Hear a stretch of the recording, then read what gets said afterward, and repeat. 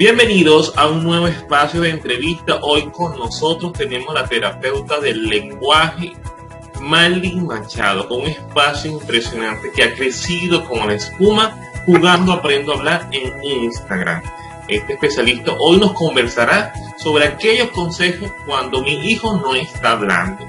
Y bueno, qué hacer para no alarmarse, y seguramente nos va a dar luces y orientaciones para iniciar. Bienvenidos, Marlin, a los espacios de entrevista de la red de Apoyo Motivar. Desde Caracas, Venezuela, te saluda Danilo Márquez. Hola, muchas gracias por la invitación. Bueno, encantada de que existan estos pequeños espacios para informar a esos papitos que tienen ciertas dudas con respecto al desarrollo de sus niños. Y bueno, más con un tema tan importante como es el lenguaje, ¿no? Y podemos decir que los niños realmente se comienzan a comunicar desde que nacen, porque son los papás los que identifican cuando los niños nacen y empiezan con ese llanto y saben si es un llanto porque tienen hambre, porque tienen sueño o porque les duele algo, y eso ya forma parte de la comunicación. Y de la comunicación o la etapa prelingüística que tienen los niños. ¿Y qué queremos decir con prelingüística? Que todavía no existen palabras, pero de igual forma se están comunicando. Esta etapa prelingüística va desde el nacimiento hasta los 12 meses, que es cuando se esperan las primeras palabras. A partir del añito de edad ya los niños están totalmente preparados para empezar con sus primeras palabras. Eso sí, construyendo unas bases previas que la hacen en la etapa prelingüística o cuando son bebés, como es imitar gestos, seguir instrucciones, establecer el contacto visual o la mirada con mamá o con papá o con los familiares cercanos.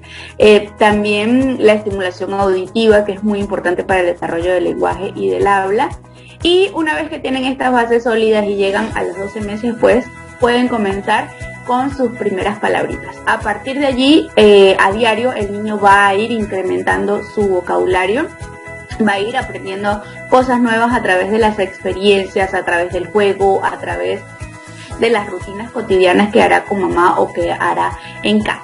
Es por eso que siempre invito a los papás que vean desde edades tempranas si su niño comienza con sus primeras palabritas y no se está quedando o no se está demorando un poco más en emitirlas, porque si no es como que todo se va acumulando, ¿no? Si a los 12 meses no dijo sus primeras palabras y llegamos a los 2 años y todavía no las ha dicho, entonces está demorando esas etapas que debía cumplir en un tiempo esperado.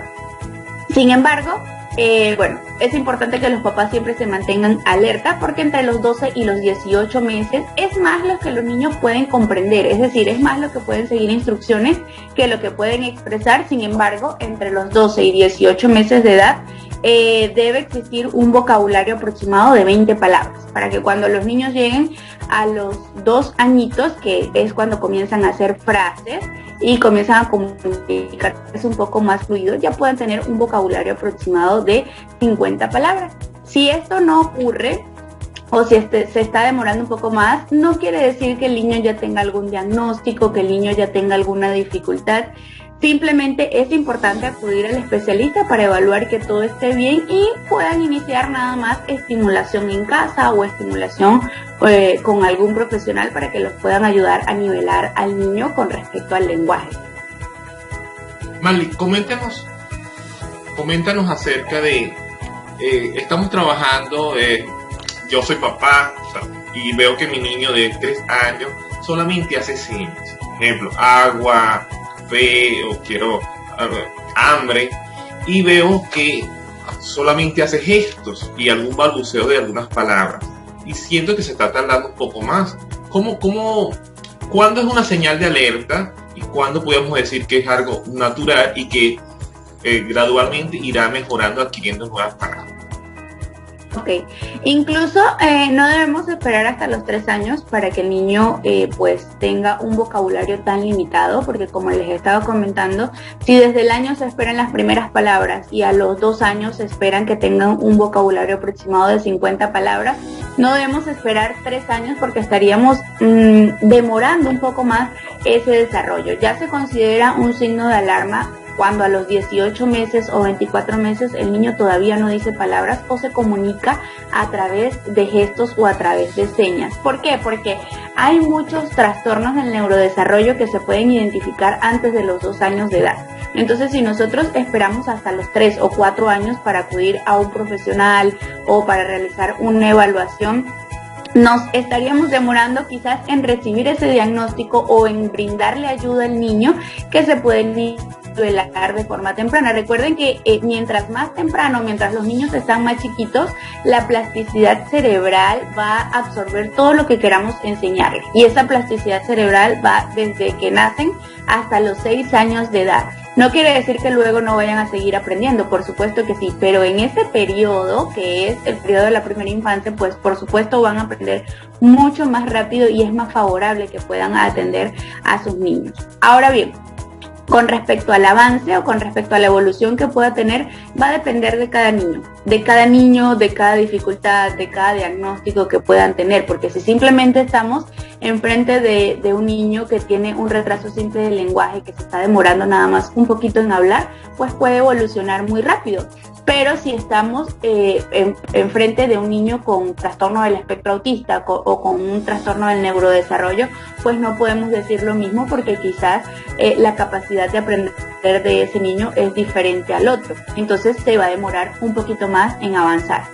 Estamos conversando hoy con Marlin Machado, quien es terapeuta del lenguaje. Además es la creadora del espacio Creando, Jugando, Aprendo a Hablar. Haciendo honor a ese espacio maravilloso que hemos seguido con mucha atención, en la cual ha crecido y nos estamos muy contentos por eso. Esa filosofía tuya de jugando y aprendiendo, o sea, ¿cómo se combina con esos ejercicios que haces y cuáles son esas principales estrategias que tú en tu consultorio que nos quisieras y puedas compartir, nos puedas dar para si nuestros papás, incluso para aquellos docentes que aunque estamos ahorita en la virtualidad, cuando estén presencial, también colaboren y nos ayuden a nuestros chicos? Bueno, de hecho, como el nombre lo dice, ¿no? La principal estrategia es jugar con los niños para que puedan aprender. Se ha demostrado que lo que un niño aprende o hace jugando, lo aprende súper rápido, no necesita muchas repeticiones para procesarlo y para fijarlo a nivel de cerebrito o a nivel de pensamiento. Pero si nosotros colocamos al niño a que se siente en una mesita y le insistimos repite, le va a costar un poco más porque no va a ser algo que llame su atención o que favorezca realmente su aprendizaje, sino que lo estamos presionando para que haga algo. Así que la principal herramienta que le recomiendo a todos los papás, a todos los docentes que nos están viendo, es que puedan jugar, que puedan hacer las actividades dinámicas, lúdicas, divertidas y siempre tomando en cuenta los intereses del niño, porque a veces también nos enfocamos en imponer lo que nosotros como adultos nos gustaría jugar o lo que nosotros como adultos nos gustaría hacer, pero no tomamos en cuenta lo que realmente al niño le gusta. Entonces tomen en cuenta los intereses del niño y traten de lo que vayan a hacer, háganlo de manera espontánea y jugando con su niño. También es para padres de niños muy pequeñitos, es súper importante que puedan incluir a los niños en las rutinas diarias. A veces pensamos que cuando estamos cocinando es mejor alejar al niño, que no aparezca porque es peligroso. Sí, tiene cierto grado de peligro, pero siempre bajo la supervisión de mamá o papá podemos incluir al niño a que nos ayude a eso que estamos haciendo, sea limpiar, sea lavar, sea cocinar, sea ordenar la casa. ¿Por qué? Porque primero estamos fomentando su autonomía. Segundo, no lo estamos excluyendo, sino que lo estamos incluyendo, y los niños por naturaleza tienen mucha curiosidad de hacer cosas que hacen los adultos. Entonces, si lo incluyen en esas actividades, en vez de tener esa insistencia de querer hacer algo, el niño va a formar parte de esa actividad y además lo pueden aprovechar para estimular el lenguaje. Eso pueden aplicarlo en casa fácilmente. Lo otro es que se tomen unos minutos al día, 20 minutos, 30 minutos que se tomen al día para compartir con su hijo de manera exclusiva. No es que me voy a sentar a jugar con él o a hacer una actividad con él, pero voy a estar en el celular y es menos lo que le voy a prestar atención al niño que lo que voy a jugar. Necesitamos conectar con los niños de forma exclusiva, sin pantallas, sin celulares, sin televisores, simplemente sentarnos a jugar.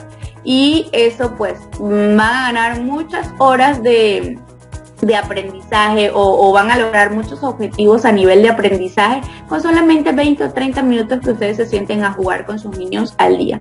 Eso sí, hay que tener muy claro qué queremos lograr con el niño, tener un objetivo fijado, porque no es lo mismo decir, yo quiero que mi hijo hable, a fijarnos que lo que queremos es trabajar, por ejemplo, los sonidos de los animales. Entonces, si tienen claro lo que quieren lograr, lo van a poder aplicar en la vida cotidiana, lo van a poder integrar en la rutina, lo van a poder hacer mientras estén jugando y por supuesto pues va a ser más fácil para el niño lograrlo.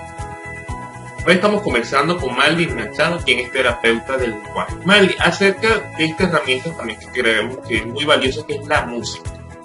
¿Cómo, si la incluyes en tus terapias, si las recomiendas, qué tipo de música? Porque también puede ser que yo como papá o como docente, bueno, me gusta esta música y se la incorpora al niño y no es la música del niño. ¿Qué recomendaciones nos da en este sentido?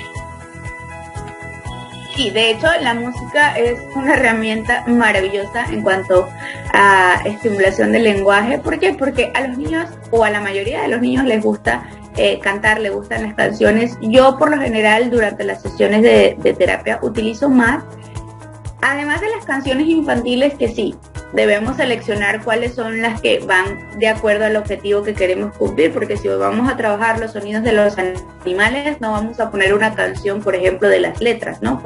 Quizás. Entonces, seleccionar la que vaya de acuerdo al objetivo. Todas las canciones infantiles, la verdad que me parece que pueden tener algún tipo de aporte al desarrollo del lenguaje de los niños, pero también es bueno utilizar directamente el instrumento musical, utilizar tambores, utilizar maracas, utilizar xilófonos, para que el niño vaya reconociendo y diferenciando en esos sonidos, porque ahorita pasa que hay muchos niños que todo lo ven virtual, ven instrumentos musicales pero desde la tele o los ven en el celular y resulta que nunca han manipulado uno y no es lo mismo.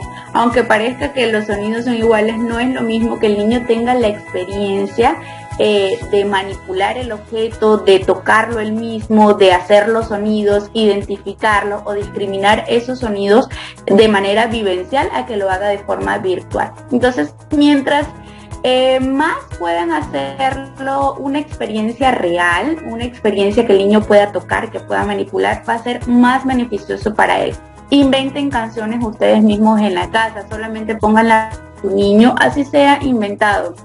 A su niño no le va a importar, ni siquiera se va a dar cuenta si mamá canta bien o no canta tan bien. Simplemente es tener ese momento de conexión y lograr la estimulación a través de la música.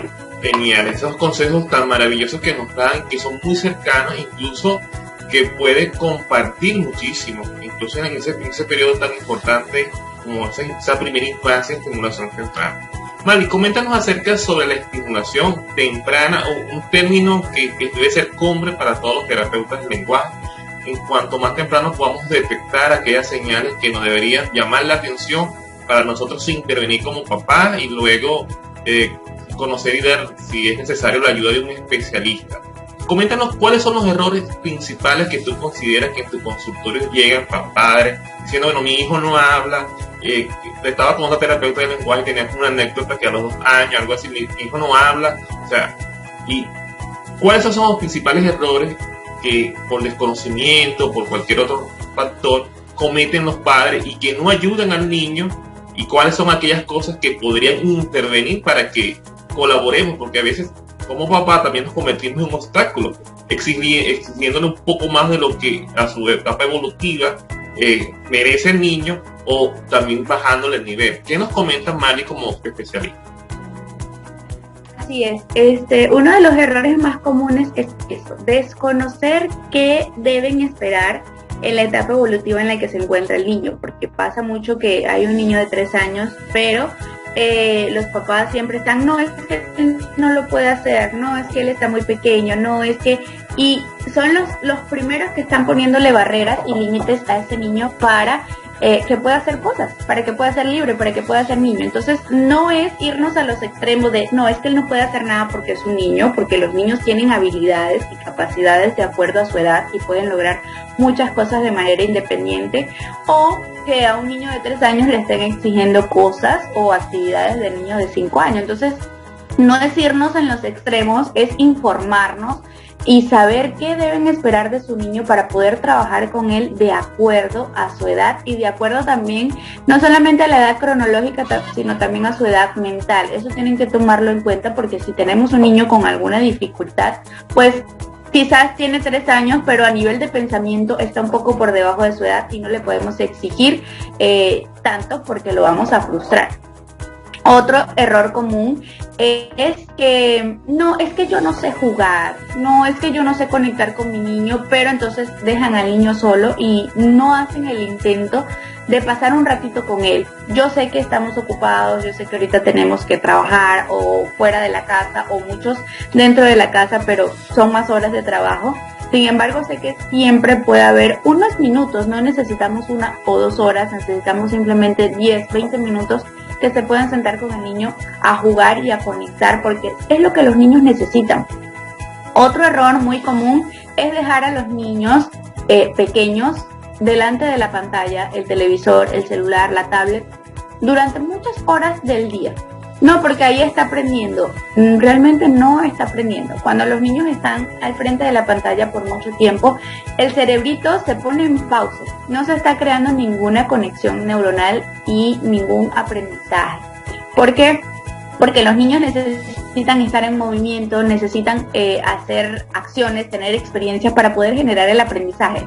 Y sé que me van a decir, pero mi hijo aprendió las letras, aprendió los colores, aprendió los números con las canciones.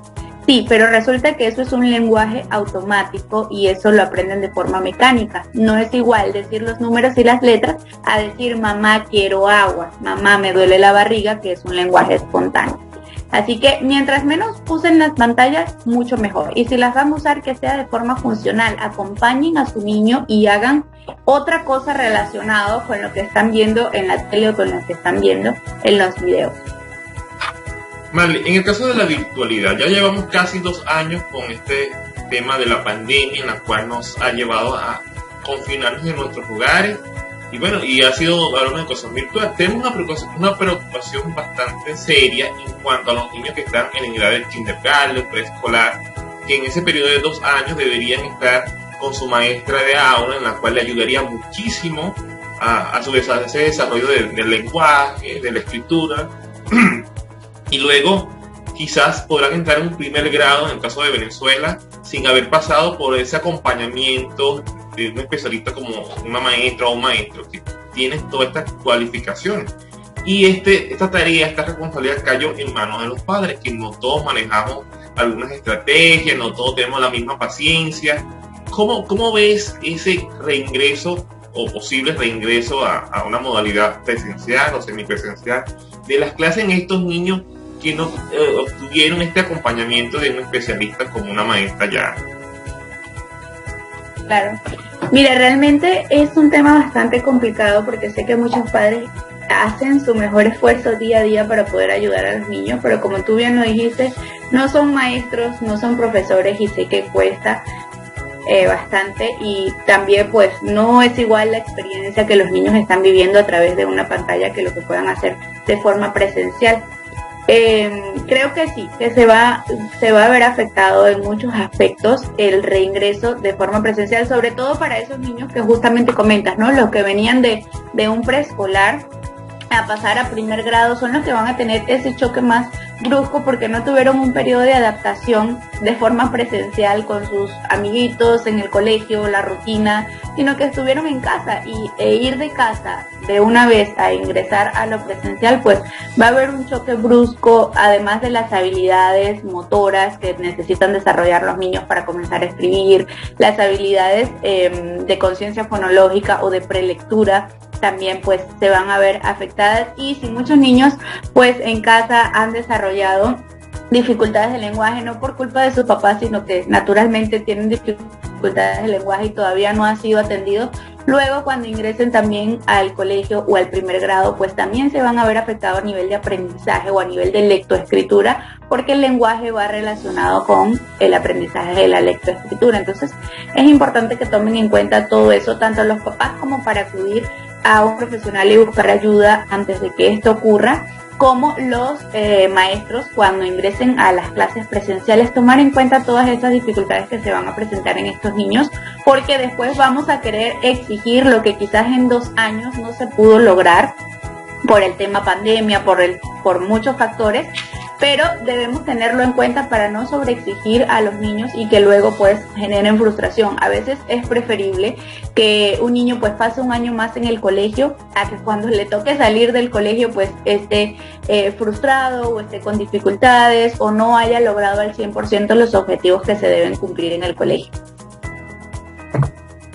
Vale, ya estamos llegando al final de esta maravillosa entrevista que hoy nos regalas este espacio maravilloso. Hoy conversamos con Marlin Machado, quien es terapeuta del lenguaje. Marlin, ya para finalizar, unos últimos consejos de qué podemos hacer en casa, estas cosas prácticas y que no tenemos excusa de que somos especialistas, que somos profesores o maestros, que sí podemos hacer con nuestros hijos y además disfrutarlas con ellos. Ok, en casa debemos ser creativos, buscar todas las ideas o buscar todo lo que nos pueda ayudar. A veces los niños no necesitan juguetes ni los más caros ni los que hagan más cosas, sino simplemente necesitan cartón, potes de plástico, las ollas de la cocina, y con eso podemos inventar un juego. Con las ollas de la cocina pueden hacer instrumentos musicales, con cartón pueden pintar y hacer una casita o un castillo, no sé, con infinidad de ideas con material que siempre tenemos en casa. Lo que debemos es dejar volar nuestra imaginación. También es importante que creen el hábito de la lectura, que desde muy pequeñitos lean cuentos junto a sus niños. No solamente están estimulando el lenguaje, sino que también están creando un momento de conexión con su hijo.